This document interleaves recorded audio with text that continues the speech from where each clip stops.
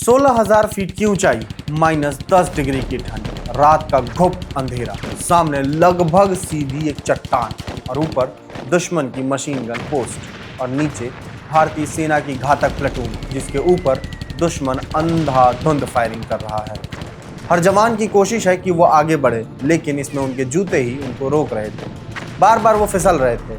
ऐसे में मौत उनको दो तरफ दिख रही थी, एक तरफ खाई में गिरने का डर और दूसरी तरफ दुश्मन की गोली, और इसके बीच में खड़ी थी चट्टान की वो दीवार जिसको पार किए बिना वो मिशन पूरा नहीं हो सकता था। तभी 25 साल का एक घायल अफसर शेर की तरह उठा। उसके पेट में स्प्लिंटर से लगी चोट का दर्द है, खून बह रहा है, सांसें काफी तेज हैं, लेकिन आंखों में एक दूसरा खून तैर रहा है कि हर हाल में इस दुश्मन को हराना है।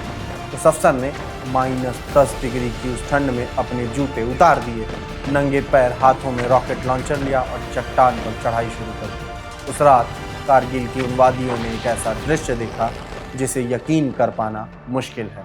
ये कहानी है कैप्टन नाइके झाकुओ केंग्रुसे की, यानी नींबू साहब की, नागालैंड के उस सपूत जिसे प्यार से उसे घर वाले नींबू और फौज में उसके सैनिक नींबू साहब कहते थे। मैं नृपेंद्र हूं और आप देख रहे हैं बजरबट्टू दुनिया का खास शो शौर्य गाथा।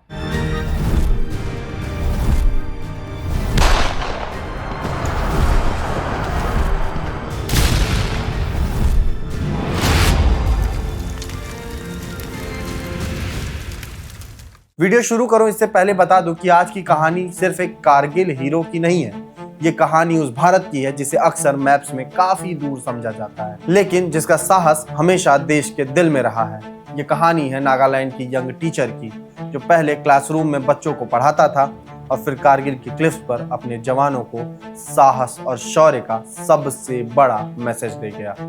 ये कहानी है एक ऐसे अफसर की जिसने महज 6 महीने की फौज की ड्यूटी की थी, लेकिन जब मातृभूमि ने, जब युद्ध ने उसे पुकारा तो उसने उम्र, अनुभव और रैंक से इतर जाकर एक ऐसी लीडरशिप दिखाई जो भारतीय सेना ही नहीं, पूरी मिलिट्री हिस्ट्री में अमर हो गई। Captain Neikezhakuo केंग्रुसे।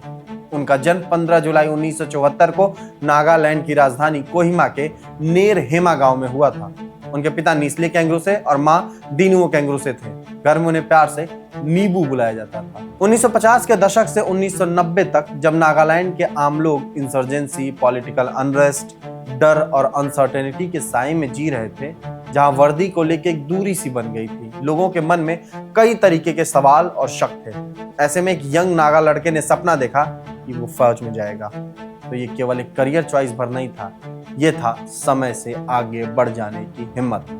नीबू ने अपनी शुरुआती पढ़ाई सेंट जेवियर स्कूल जालुकी से की और कोहिमा साइंस कॉलेज से ग्रेजुएट हुए थे।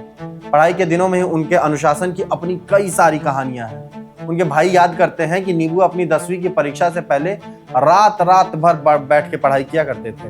एक कहानी है कि उस दौर में जब नागालैंड के ऐसे रिमोट इलाकों में नेशनल न्यूज़पेपर्स 3-4 दिन लेट पहुंचते थे, लेकिन फिर भी नीबू इंग्लिश न्यूज़पेपर्स ही मंगाया करते थे।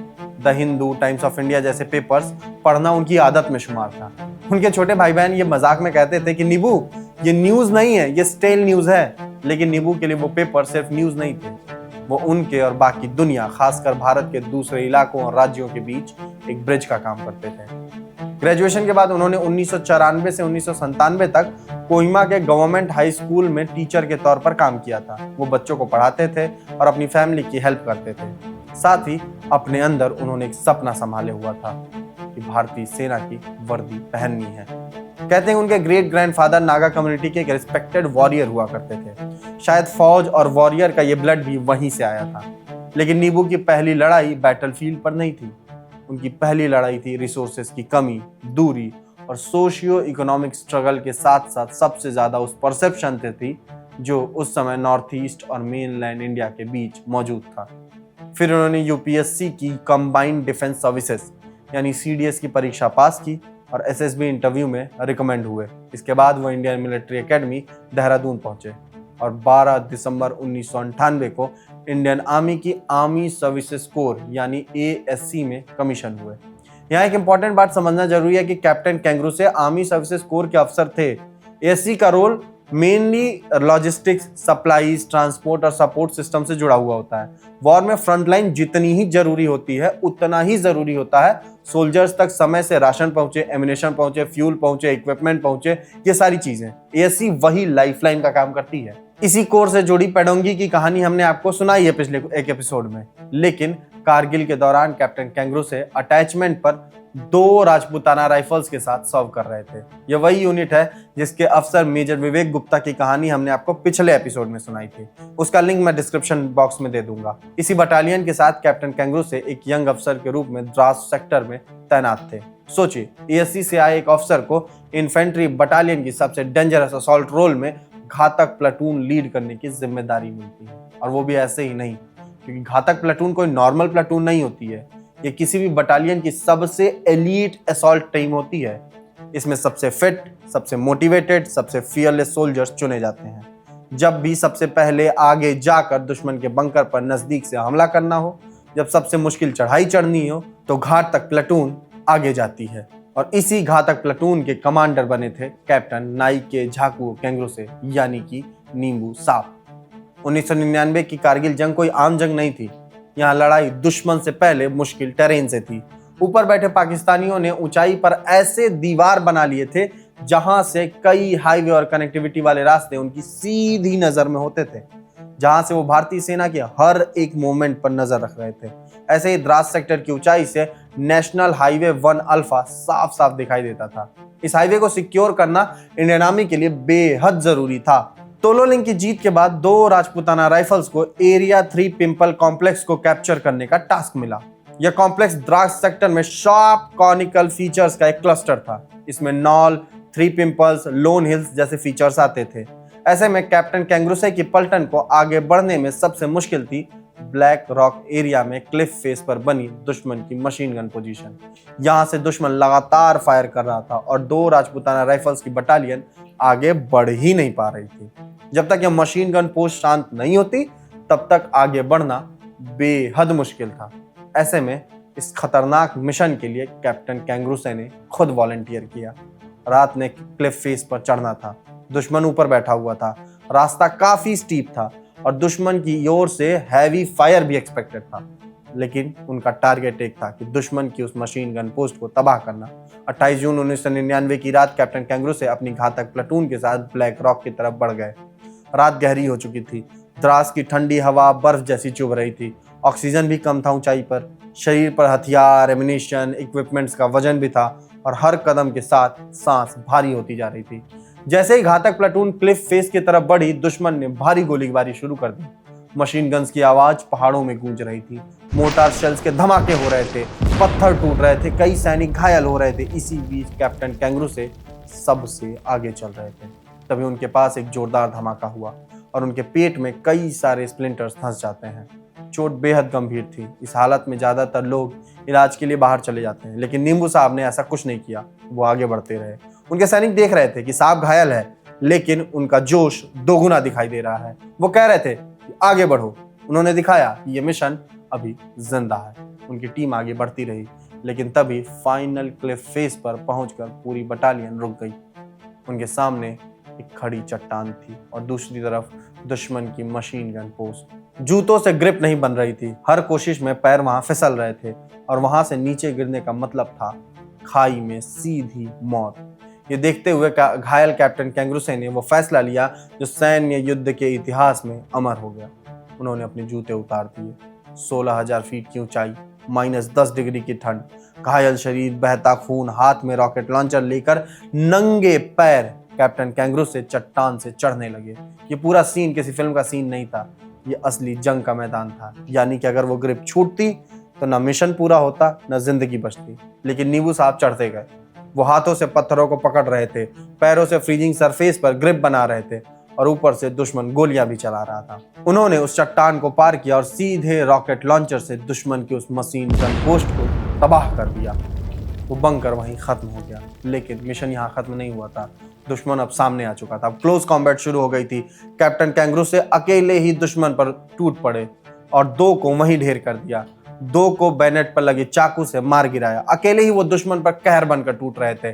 नंगे पांव उस जंग में उन्होंने जो शौर्य दिखाया, आज वो हर भारतवासी के दिलों में एक अलग ही जोश भर देता है। उनके इस एक्ट ने बटालियन के आगे बढ़ने का रास्ता खोल दिया। हालांकि अपनी गंभीर चोट के कारण कैप्टन कैंगरू वीर गति को प्राप्त हो गए। वो महज 25 साल के थे और फौज में कमीशन हुए केवल 6 महीने हुए थे, लेकिन उस रात उन्होंने एक्सपीरियंस से नहीं, करेज से कमांड किया था। कैप्टन कैंगरू की शौर्यगाथा बैटलफील्ड पर खत्म नहीं होती। इसका सबसे इमोशनल चैप्टर उनके घर, उनके पिता और उनके लास्ट लेटर से जुड़ा हुआ है। बैटल ऑफ तोलोलिंग के बाद मेजर गुप्ता की कहानी जो हमने आपको सुनाई थी, उन्होंने अपने फादर को एक लेटर लिखा था। उन्होंने लिखा था कि डैड, हमने तोलोलिंग की लड़ाई जीत ली है, हमने दुश्मन के हथियार और गोला बारूद भी पकड़े हैं, लेकिन हमने अपने कई करीबी साथियों को खो दिया है और शायद मैं भी वापस घर आकर फैमिली का हिस्सा फिर नहीं बन सकता। अगर मैं वापस नहीं आऊं तो मेरे लिए दुखी मत होना, क्योंकि मैंने देश के लिए अपना बेस्ट देने का फैसला लिया है। बस मेरे लिए एक छोटा सा मेमोरियल बना देना और मुझे याद रखना। ये सिर्फ एक लेटर नहीं था, ये 25 साल के बेटे की काम एक्सेप्टेंस थी कि जंग के मैदान में किसी की जिंदगी का कोई भरोसा नहीं होता। हालांकि वो अपने पिता को अपने मौत की पॉसिबिलिटी के बारे में नहीं बता रहे थे, वो उस लेटर से अपनी ड्यूटी का डिसीजन बता रहे थे। वो कह रहे थे कि अगर मैं ना लौटा तो मेरे लिए रोना मत, पर मुझे याद जरूर रखना। और जब उनके वीरगति की खबर नागालैंड पहुंची तो पूरा राज्य अपने बेटे को अंतिम विदाई देने के लिए निकल पड़ा। कहा जाता है कि दीमापुर से नेरहेमा तक हजारों लोग सड़क के दोनों किनारों पर खड़े थे। लोग घरों से, गांवों से बाहर आए, रास्तों पर हुजूम उमड़ पड़ा। नागालैंड ने ये माहौल शायद पहले कभी देखा होगा। एक ऐसा राज्य जहां कई लोगों ने लंबे समय तक वर्दी को महज डर और दूरी से देखा था, उसी राज्य ने वर्दी पहने अपने बेटे को आंसू और गर्व के साथ सैल्यूट किया था। उनकी मां दीनू कैंगरू के लिए मानना मुश्किल था कि उनका बेटा अब नहीं रहा, क्योंकि परिवार हाल ही में अपने बड़े बेटे को खो चुका था। उनके पिता नीस्ले कैंगरू से याद करते हैं कि नींबू एक रिस्पॉन्सिबल बेटा था। घर के बड़े बच्चों में से एक होने के नाते वो परिवार के बाकी छोटे लोगों का मार्गदर्शन भी किया करता था। परिवार को उनसे बहुत उम्मीदें हुआ करती थी, लेकिन नींबू ने उस घर से बहुत बड़ा परिवार चुना, परिवार जिसे हम भारत कहते हैं। कैप्टन कैंगरू ने युद्ध के दौरान जो शौर्य दिखाया, उसके लिए भारत सरकार ने उन्हें मरणोपरांत देश के दूसरे सर्वोच्च सैन्य सम्मान महावीर चक्र से सम्मानित किया। जैसा उन्होंने अपने लेटर में लिखा था, उनकी याद में एक मेमोरियल उनके गांव में बनाया गया। इसके साथ ही कई अलग अलग जगहों पर उनके लिए मेमोरियल बनाए गए। आर्मी सर्विसेज कोर के हेडक्वार्टर्स में साउथ बेंगलुरु में उनकी स्टैच्यू लगाई गई। ASC कैंपस में उनके नाम पर कैप्टन कैंगरू गेट भी जाना जाता है। नागालैंड में कैप्टन कैंगरू महावीर चक्र मेमोरियल फुटबॉल टूर्नामेंट भी आयोजित किया जाता है, ताकि नई जनरेशन सिर्फ उनका नाम न जाने, बल्कि उनके शौर्य को महसूस भी करे। और सबसे बड़ी बात, कैप्टन कैंगरू ASC के पहले और इकलौते अफसर बने जिन्हें महावीर चक्र मिला। क्योंकि कभी कभी वीरता शोर नहीं करती, कभी कभी वो बस चुपचाप बर्फीली चट्टानों पर जूते उतार देती है और कहती है कि मिशन रुकना नहीं चाहिए। कभी कभी देशभक्ति भाषण में नहीं होती, वो पिता को लिखे उस लेटर में होती है, जहाँ बेटा कहता है कि अगर मैं लौट कर ना आऊँ तो दुखी मत होना, क्योंकि मैंने देश के लिए अपना बेस्ट देने का फैसला किया है। और फिर एक ऐसा इतिहास बनता है जो सदियों तक याद रखा जाता है।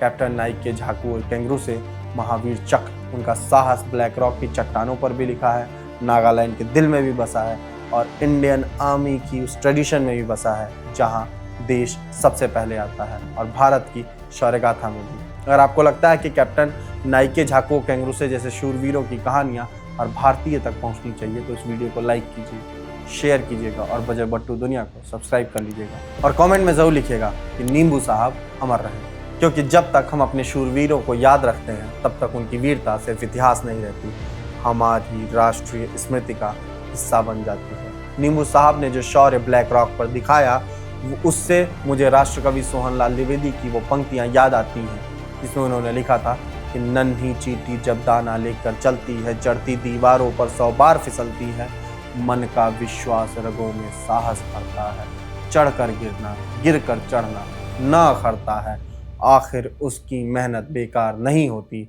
और कोशिश करने वालों की हार नहीं होती। भारत माता की जय।